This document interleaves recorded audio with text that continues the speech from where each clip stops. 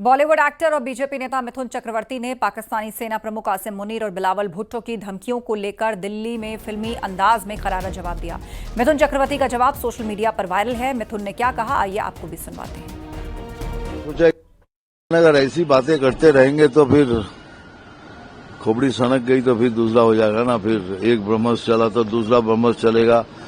और अगर कुछ नहीं हुआ तो हम लोगों ने सोचा एक डैम बनाएंगे और 140 करोड़ आदमी उधर पेशाब करेगा, फिर डैम खोल देगा, कोई गोली नहीं चलेगी, सुनामी आ जाएगा।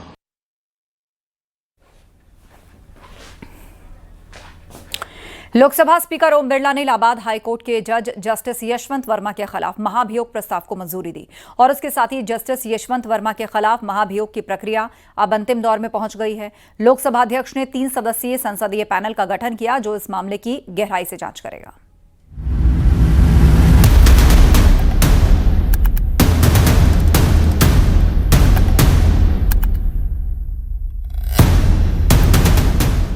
अंतिम दौर में जस्टिस यशवंत वर्मा के महाभियोग की प्रक्रिया।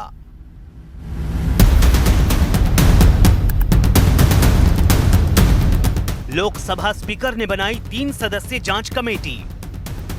दिल्ली के हाई प्रोफाइल कैश कांड में फंसे जस्टिस यशवंत वर्मा के खिलाफ महाभियोग की प्रक्रिया अब अंतिम दौर में पहुंच गई है। लोकसभा अध्यक्ष ओम बिरला ने 3 सदस्यीय जांच कमेटी का गठन कर दिया है जो इस मामले की गहराई से जांच करेगी।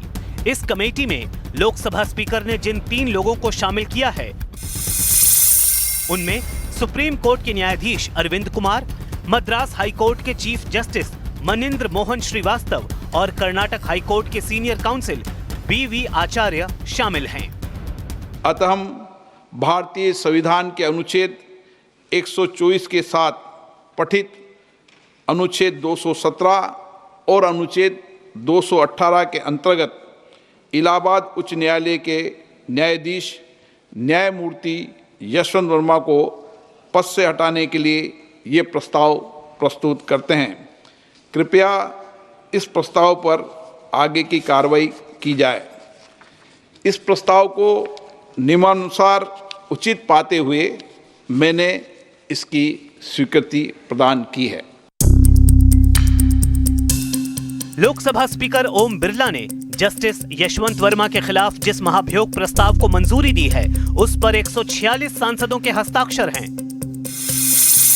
लोकसभा स्पीकर की बनाई हुई 3 सदस्यीय समिति आरोप तय करेगी और न्यायाधीश से लिखित जवाब मांगेगी। समिति को गवाहों से पूछताछ करने का भी अधिकार है। जांच के बाद समिति ये तय करती है कि आरोप सही हैं या नहीं, जिसके आधार पर समिति अपनी रिपोर्ट पेश करती है। अगर जांच समिति न्यायाधीश को दोषी नहीं पाती है तो आगे की कोई कार्रवाई नहीं की जाती। लेकिन अगर न्यायाधीश को दोषी पाया जाता है तो संसद का वो सदन जिसने प्रस्ताव पेश किया था प्रस्ताव को आगे बढ़ाने पर विचार कर सकता है। इसके बाद प्रस्ताव पर बहस होती है और फिर मतदान होता है। मतदान करने वालों का 2/3 समर्थन और सदन की कुल संख्या का बहुमत हासिल हो तो प्रस्ताव पारित माना जाता है।